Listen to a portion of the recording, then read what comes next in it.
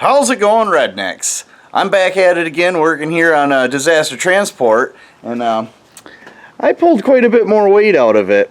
As you can see, we finished pulling the rear heat and AC out. I've decided not to run the center console. That's the windshield sprayers. Some ductwork from the front heat box. I pulled the heat box, AC, and heater. That is some miscellaneous brackets. We got the airbag, horns, and some other miscellaneous stuff. Some wiring, miscellaneous plastic again. And then that is cruise control.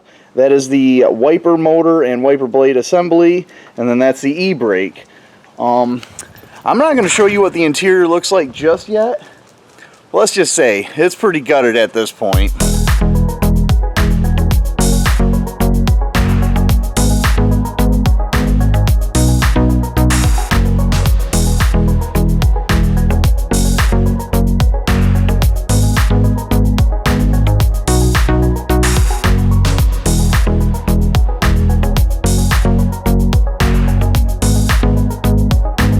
Alright, rednecks, the trash can by itself was 47.8 pounds, and with everything in it, it was 108.4 pounds, which gives me a grand total of 60.6 pounds. And that is just the heater box and all the plastics.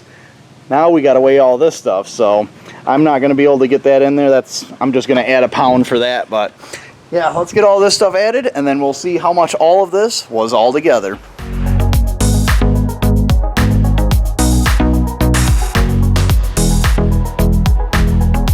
Oh boy, that was a little bit of a task, but I got all this stuff weighed up, and it is 66 pounds, which gives us a grand total of 126.6 pounds. That is a lot of weight. So, me and the peon decided to take the entire wiring harness out of the dash, out of the disaster transport, and we decided to cut all the wiring that wasn't needed for it, and we accidentally cut some of the wrong wires. So if you take a look here, I have an entire harness out of another one that I got from LKQ, and thankfully it was only $22 for all of that, if you can believe that. So I get to put this back in. The unfortunate thing is I don't know if this is going to help what's already happening. The wires we cut put the truck into security mode, so I guess my options right now are we're going to have to put this thing in, and hopefully that'll allow the truck to start. And the worst part of it all is this weekend was actually Heroes in the Dunes, and I wasn't able to make it. It's kind of unfortunate, but with the weather being the way it was, I guess it was almost a blessing in disguise with all the storms that were rolling in and the heat waves. So I'm going to show you the time lapse of us depronging all the wires out of the old harness out of disaster transport, and then we'll get back to installing this one, and hopefully this will fix our no start problem. Got my fingers crossed.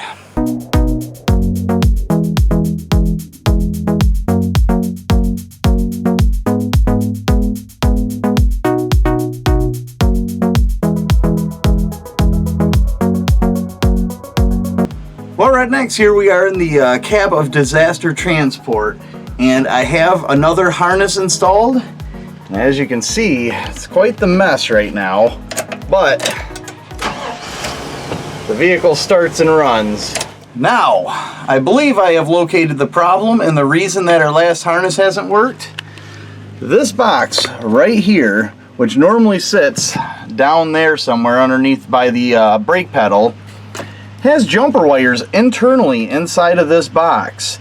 So I need to leave that. So when I'm depronging this harness, I need to leave that box and the connectors that I'm going to be using, such as this is for your four-wheel drive. This has something to do with your ignition. I'm going to want my headlight switch, my 4x4 switch. There's a few other ones like my cluster right here.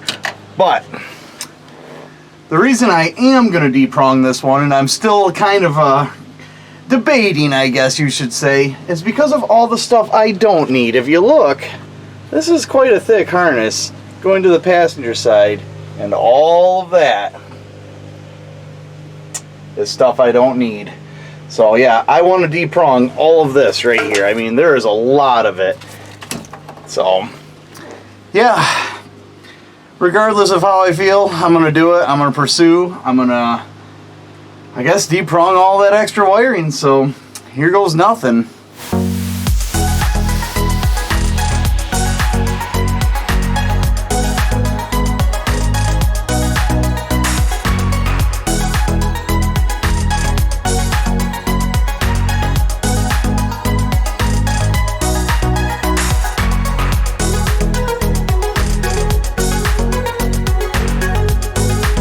Well, there we have it, rednecks. It took me an hour and a half, just in case you were wondering, to de-prong and get this harness all set. I ran out of electrical tape, so I'm going to finish taping this thing off, and then I'm going to install it in disaster transport, and hopefully we have better luck this time. Crossing my fingers. I guess I'll see you guys outside. Well, rednecks, got the harness all taped together, and now we got to install it in the disaster transport.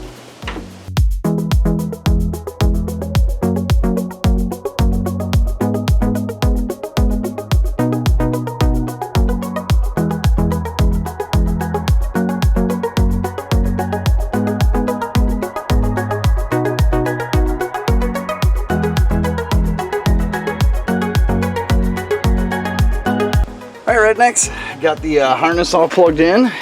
Everything that needs to be, at least for right now, because we're going to be working on this thing, and I need to get this thing running so we can get it off the trailer. As you can see, it's been on the trailer for a while now.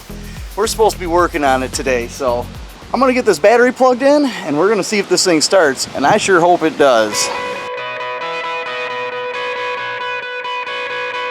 Here we go. Oh, thank goodness.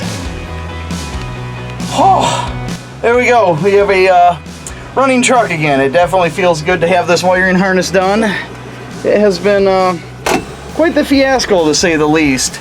Now that we have the wiring harness done and everything's running, I really want to get that dash put back in. But before I do that, I want to weigh everything to see what my potentials are for even more weight reduction.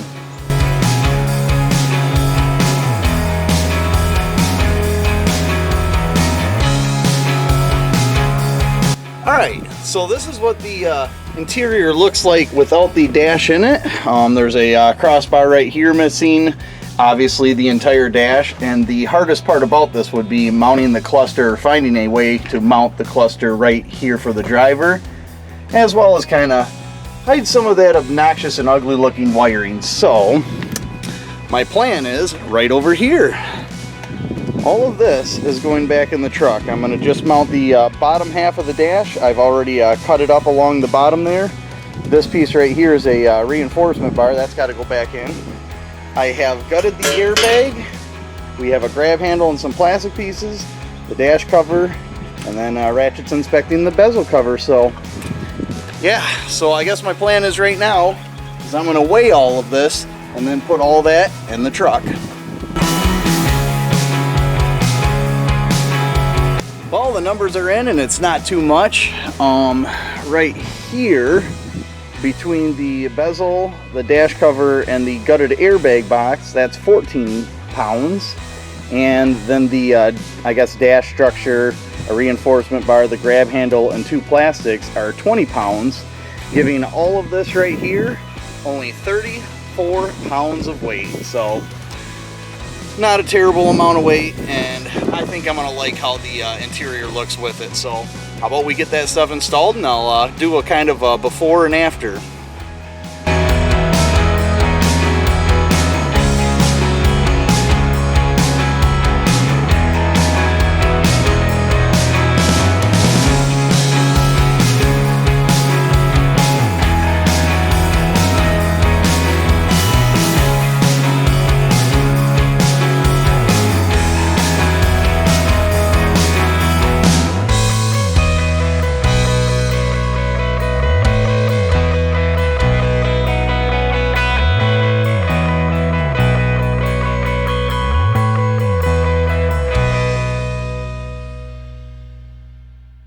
Well, there you go, rednecks. 34 pounds, and I think it was worth keeping that weight in here.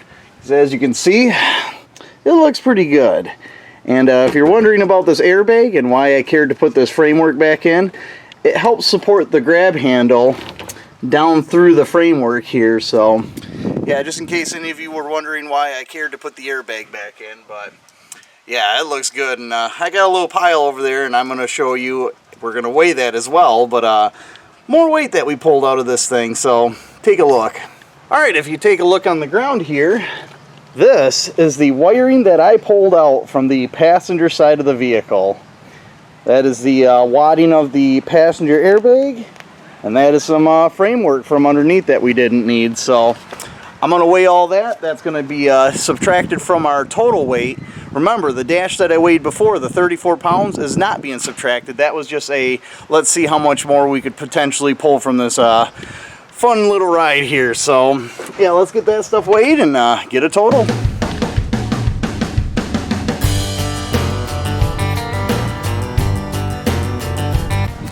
Well, there we go, rednecks. That ended up being only 11 pounds, but I mean, every little bit matters, and we can put that towards the dash total in my file, and eventually I'm going to show you guys that, the totals of every piece that we removed from this truck. But I gotta say, I love how that thing looks in there. Well, hopefully this weekend we'll be up in the dunes and having some fun with this thing. I hope to see some of you guys up there, and if you all see me, we got the back of this thing done, so I'm going to be able to take some passengers. Hopefully you guys enjoyed this video. Like, comment, share, subscribe, and get back to work.